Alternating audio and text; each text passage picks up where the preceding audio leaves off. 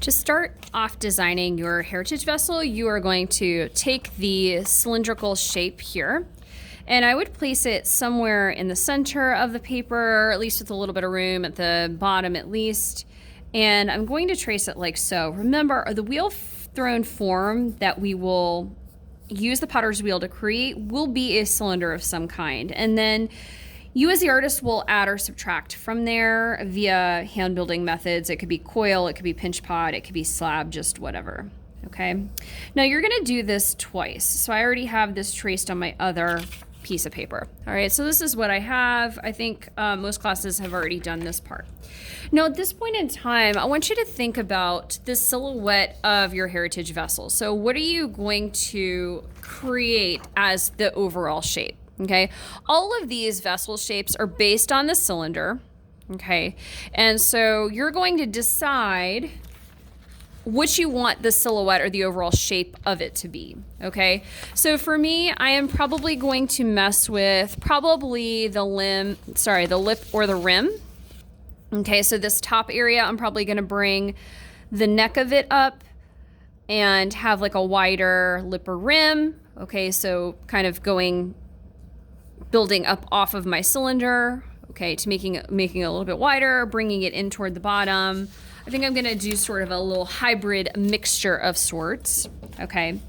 So what I'm going to do here is, I think I am going to, out from this cylinder, okay, and you figure out exactly what you're going to do here. For the lip or the rim, so my vessel's not going to have very much of a neck, I don't think. I'm going to bring this out ever so slightly. Feel free to use a ruler for this type of thing if that suits you. Okay, I'm going to try and make mine match as much as possible. I'm going to make mine symmetrical. Okay, so this is what I have so far. Note I erased part of that. Okay, and then I am going to, I think I'm going to make this kind of curve inward ever so slightly. Have a little straightaway here, and then maybe curve out and down. This is kind of the belly here, and then toward the foot, I may have something that kind of looks like that. Okay, so I'm going to try and do the same thing on the other side. If you can't get it exact, that's okay. The goal is to just try. So bringing it in, bringing it down. And, you know, straightaways are where rulers do come in handy, right? So there's that. Gonna make it come down here, make it angle this way. Right. Now for this rim, which is the foot, I kind of want it to be like that. Okay. This is by no means perfect. This will definitely do. For my hardcore artists in there, definitely make it more beautiful than I have. For my non-artists in the house, just take it slow. Use your ruler where applicable. You know what you can also do is use this shape tracer. Check this out. So if I want a really nice curve for this, I could totally just trace using the shape tracer. So honestly, play to your advantage here. You know, play to the tools that you got. There we go. In fact, I like that better. Look at that. Okay. So I am at this point in time, this cylindrical lines I originally traced from the template. I no longer need those, so I'm going to make those go away. And I am going to add this in here. And I may add like a handle or two onto this. And this is my basic vessel shape.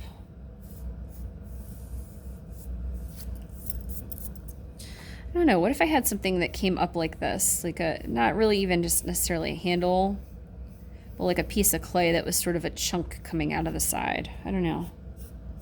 Just something to think about. It kind of looks like it has ears, but you kind of get me here.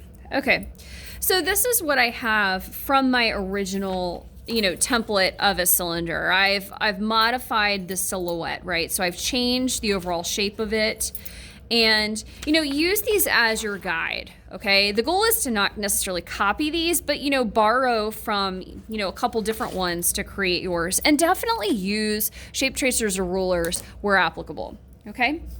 Now, that's kind of how you use the template to just modify or change your cylinder. Okay, so do what works for you. My non-artists, I would definitely use ruler shape tracers. For my artists, you got this. I like the size of this. This will allow you to design inside a little better. Okay, now I already had a second design prepped. Okay, so this one is not completed, but I want to share with you, okay, what we've got going on.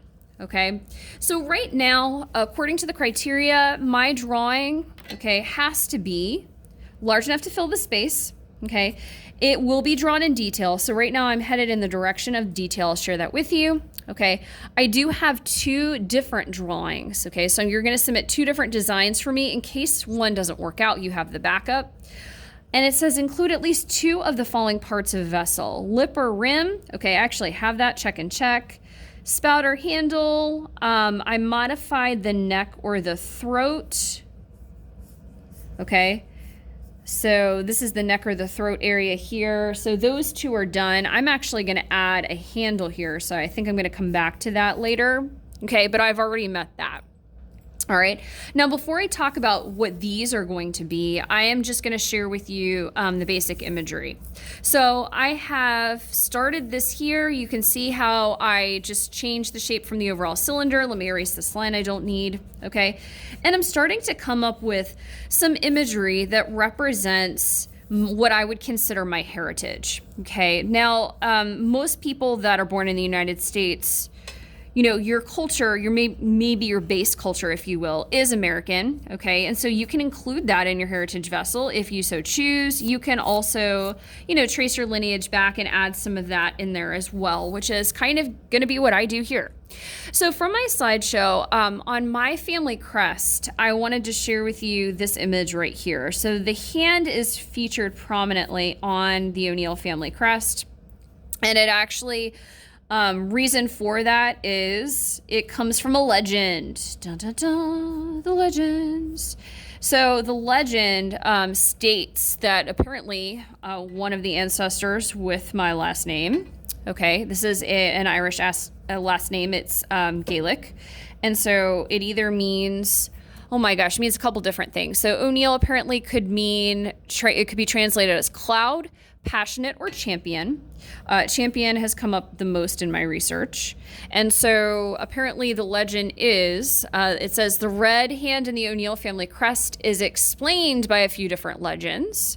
And the common theme that begins with a promise of land to the first man that is able to sail or swim across the sea and touch the shores of Ireland. Okay, so land was promised to this individual who was the first to do that. Okay.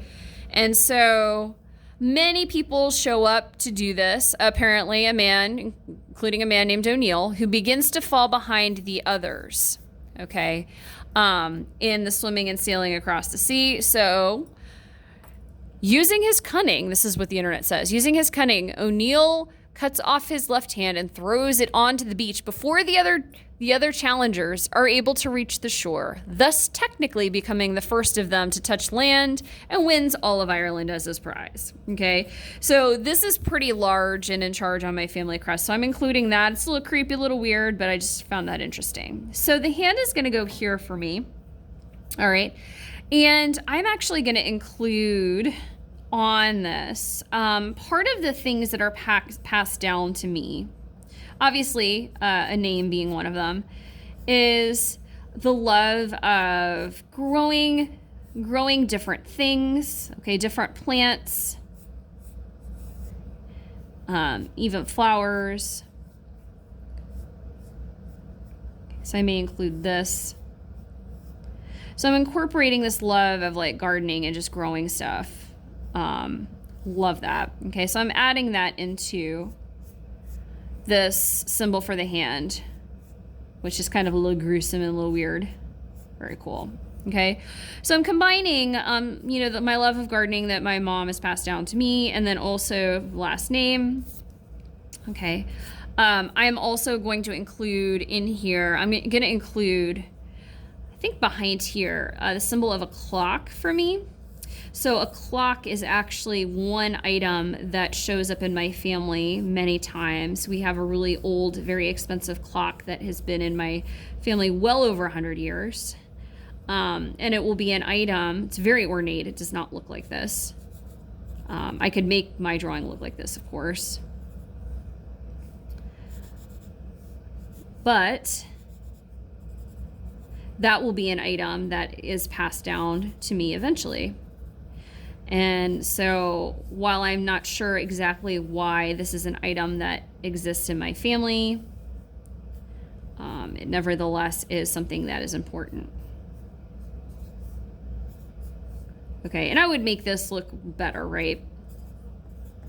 But you're just seeing me working through my design. Okay, so I would add more detail here and here. The other thing I'm gonna add, just as, again, these are kind of symbols, things from the slideshow that represent me, is I'm gonna draw like an old school key here. Okay, so if you ever look at old school keys, it may look something kind of like this. This may be the end. And I would have to look this up on the internet to get like a better drawing reference for this.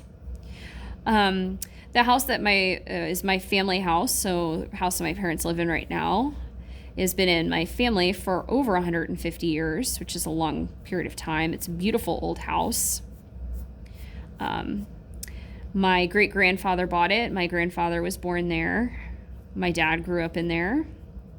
And at some point, I'm sure I will live there as well. Okay, so this is kind of the end cap of the key. Obviously, I would need a different drawing reference for that. And then I think I might do some Celtic knots. Okay, so Celtic knots, while that's not necessarily like not necessarily like an American symbol, and I don't even know how to draw this without looking at it, but let's say Celtic knot will go here, maybe Celtic knot will go here, Celtic knot will go here, okay? You kind of get the idea. All right, so this is just me, again, thinking out loud, thinking about compiling things from the slideshow that I found interesting to represent me and my heritage. Okay, so that's kind of what's going on here. Note, at this point in time, I have about 5 different symbols, right? Or images that are working together to form something that represents me. Okay, now the last part of our process is, am I gonna make this additive, subtractive, or sgraffito? Sgraffito just basically means drawing into the clay, okay? You can use one or more, all right? So it says be designed as one or more of the following: additive, subtractive, sgraffito, okay? So right now I have this designed, this part here, I'm actually gonna cut through the clay. So this is just the design I thought looked cool, all right? So I'm gonna cut through the clay. These will be openings, so this will be subtractive.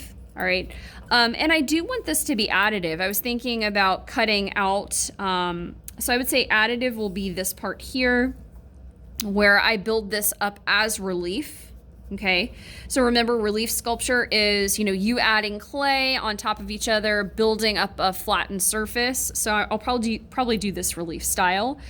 And if anytime I'm drawing into the clay, if I want to draw designs into the clay, using kind of the underglaze method, which I'll share with you, of course. Anytime, if you want to do something that's more narrative, where you draw into the clay, because drawing is more of your thing, that can count as sgraffito. So I'm not going to do that for this one, so I'll X that one out. But the additive and subtractive thing, definitely. What if I were to create, in more additive terms, build off of this, right? Like, what if from here I have, I don't know, a vine that comes out and over, and this becomes a handle. As long as this is thick enough, okay, this might work for what I'm doing. Does that make sense? Okay, so, and again, that comes back to something that relates back to me, okay? So The main thing that you have to be aware of right now is your drawing doesn't have to be perfect. So for my non-artists in here, you can trace things, you can use shape tracers, you can use a ruler. For my artists in here, go for it. Just make sure your drawing is large and in charge. It has detail. Okay, I would argue this is fairly detailed overall, with the exception of some of these items here. Okay, the next thing, how do these items represent you? Okay, so when you write me an artist reflection, okay, and I say, why did you include this in here? You're not going to say, well, I don't know. Okay, it's got to relate back to you. Okay, and things that have been passed down, right? Okay, what is part of your heritage? What is something that you would like to pass on to friends, family members, future family members, all kinds of things. Okay, so what you add on here has got to have meaning, right? It's got to have meaning in some capacity. Okay, and lastly, are you going to make this additive, subtractive, or sgraffito? All right, right now I've got both additive and subtractive on here. All right, so keep that in mind as you're designing. Okay, I want to see two completely different designs that meet these criteria. Not too shabby.